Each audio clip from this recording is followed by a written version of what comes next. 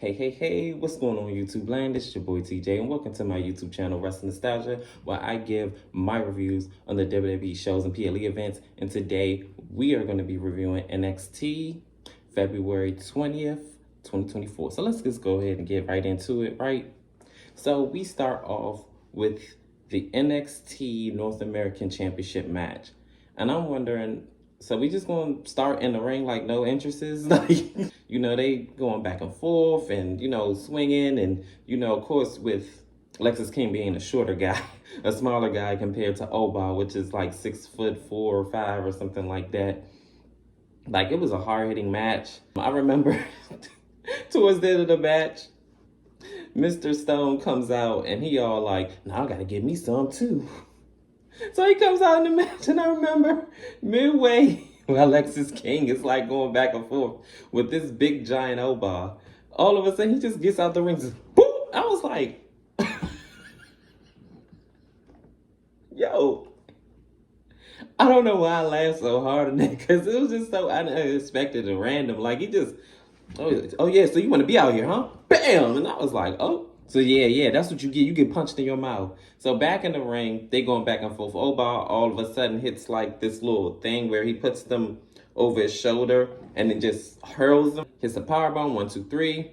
That is it for that particular match. He retains the NXT North American Championship. I'm telling you, Oba is more than likely going to be the most dominant being on the NXT roster that you ever seen. Ever. Like, seriously, I just don't see that man. I feel like they're gonna hit an Oscar on him, meaning like, you guys remember when Oscar was the NXT Women's Champion and she never lost the championship? Like, she was the champion for almost 2 years. Yeah, like over 500 plus days. Nobody beat her. She retired the championship and got called up to the NXT roster. That's how good she was. Like, nobody could beat her. But anywho's, on to the next segment. It is Lyra, Valkyria, and Tatum, and basically just gonna go make this short.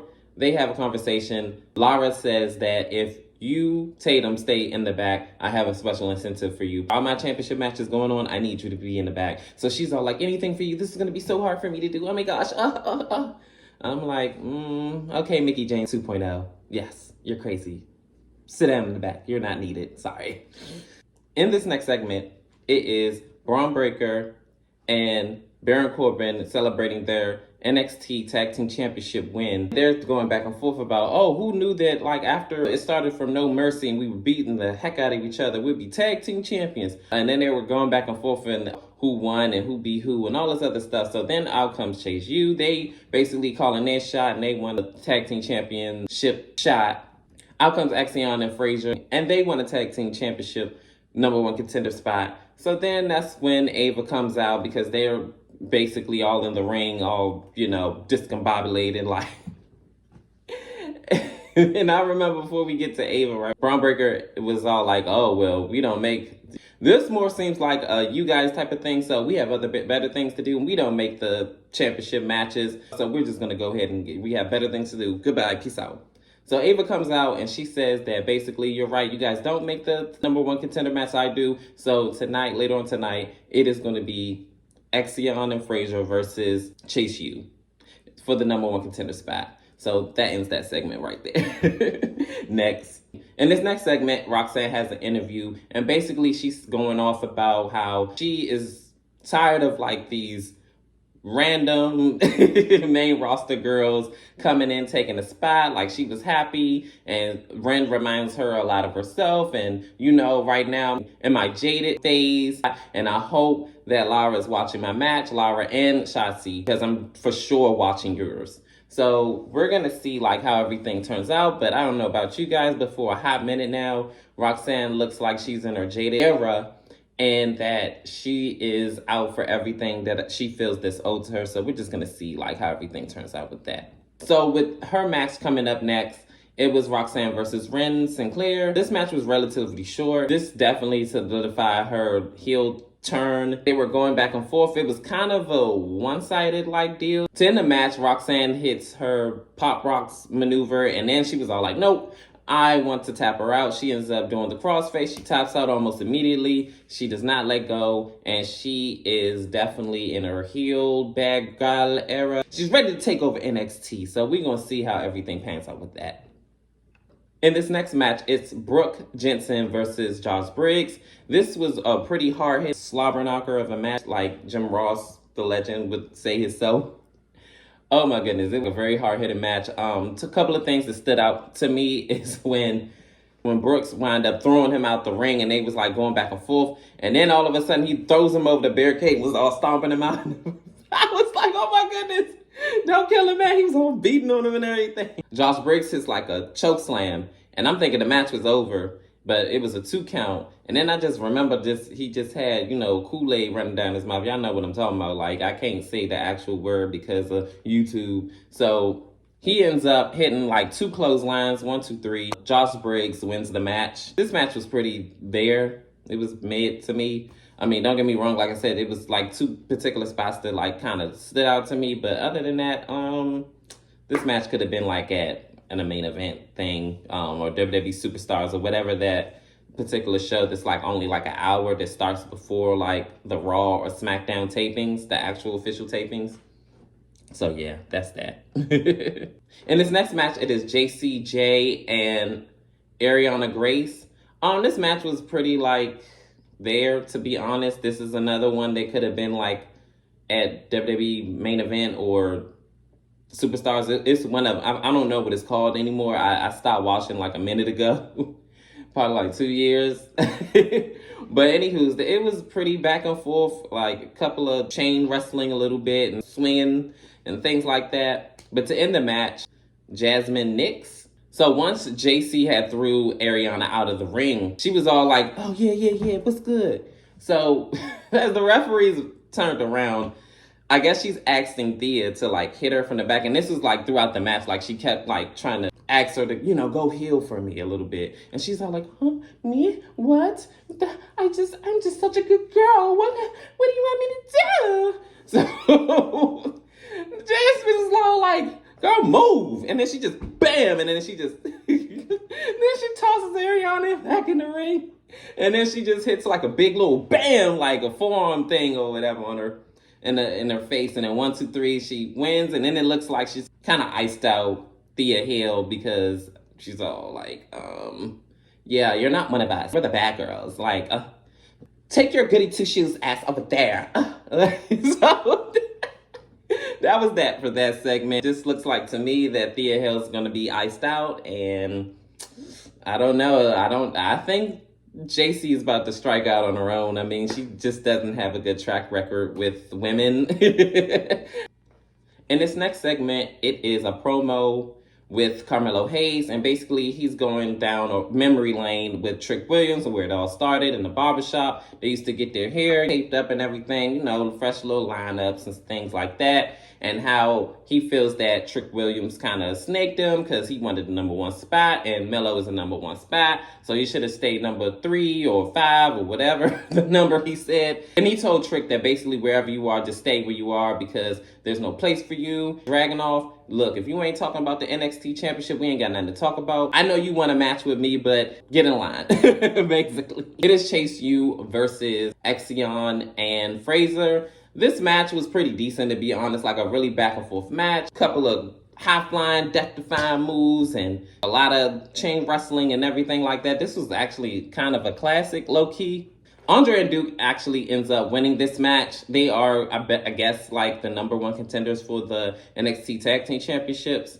So Andre and Nathan kind of like was trading like roll-ups here and there. And then all of a sudden, I guess the roll-up that Andre had, he wound up like sitting on top of Nate. And then 1, 2, 3, he gets the pinfall. And we're going to see when exactly they're going to have their tag team championship matches. After this match, out of nowhere, nobody at all. Luke Gallows and Carl Anderson comes out and just attacks everybody. Lays them out. And I'm just like, ain't y'all on SmackDown? What are y'all doing here? Like, nobody asked for this. It is Dragunov, and he has a promo. He's calling Mello out for being a snake, and he always knew that he was a snake. He's the lowest being on the face of this earth. He says, look, you got your NXT championship match, and if this is what you want, this is what you're going to get under one condition. You have to meet me face to face, and trust me, I'm coming after something more important, which is your soul. I'm like, yeah, this wasn't creepy. I do feel like at some point in time, Trick is going to come back. I don't know exactly when, but if I had to guess, I'm pretty sure this match between Dragunov and Carmelo is going to happen on pay-per-view. WWE Robots, that's when he's going to come back and get his revenge, and I'm guessing at Standoff and Deliver, that's when they're going to have their blowout match. I just hope Trick is not going to be one of those never to be NXT champion people. It just needs to happen. Like, come on. Y'all robbed this man at the last pay-per-view event. Don't do it again. Let this man be great. That's all I got to say about that. Y'all know I'm always going to vouch for my man, Trick Williams. Like, that's my dude. Like, that's my road dog. That's all that. And this next match is Lash Legend versus Kalani. This match was relatively short. Not a whole lot to talk about. They had a pretty back and forth match. But towards the end of the match, Kalani tries to, I guess, do a split-legged moonsault, but is interrupted by Jakara Jackson. She ends up trying to strike her while she's midway in the ropes. So she blocks it and is like, yeah, get out of here. So she winds up punching her down. So then Lash Legend just hits a gold throp while she's on the middle rope, and then she choke slams her. Big choke slam. That actually was a really good choke slam. 1, 2, 3. Kalani, sorry. She doesn't win this match, and what makes it even worse, Kiana James and Izzy winds up coming down the ring and tries to, I guess, beat her up, but it doesn't work. Kalani is definitely a good fighter because she ends up trying to fight back, but as they doing this whole thing where they were trying to get her, she was just all like, ooh. She was like the Matrix in that. She was like the Matrix in that, not today, babe. Already got my ass whooping for the day. And then she is just getting out of there. And this next match is the main event. Kinda. Shotzi Blackheart versus the NXT Women's Champion, La Valkyria, which this is for the NXT Women's Championship.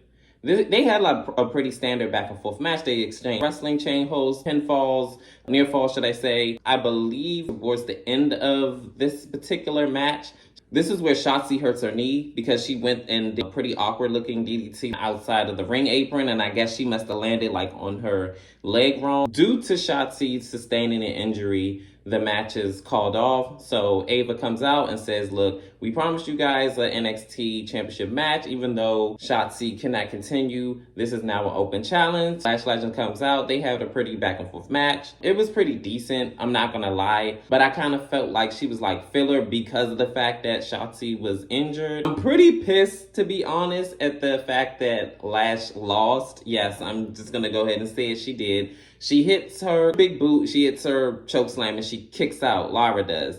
But she hits one big splash off the top rope that was kind of weak looking, and she wins. Are you serious? And it's the main event? It just didn't feel like the main event. It looked like it should have been the opener or something like that. I just feel like this was kind of a waste to me, just to me. The way that Lash is presented, she is a dominant force. So for her to lose to Lara like that, now if she would have lost to a roll-up or a distraction from Tatum, it would have made a little bit more sense. But the way she lost, I'm not gonna lie, I'm not feeling it. I could not stand this match. Because of the fact that my girl Lash Legend lost, I am not okay with this. This is very lackluster. And then for the fans what are y'all clapping about? This match was not all that. This match was not good at all.